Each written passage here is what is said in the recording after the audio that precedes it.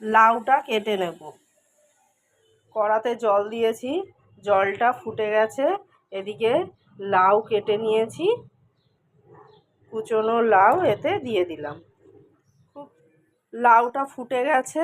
আর এদিকে ভাজা মুগের ডাল নিয়ে নিয়েছি। মুগের ডালটা আমি আগে ভেজে নিয়েছি। এবার এটাকে ধুয়ে লাউয়ের মধ্যে দিয়ে দেবো। ভাজা মুগের ডালটা এতে দিয়ে দিলাম। লাউটাকে আর ডালটাকে ভালো করে একটু সেদ্ধ করে নেব। হলুদ দিলাম। ভালো করে মুগের ডাল আর লাউটাকে সেদ্ধ করে নেব।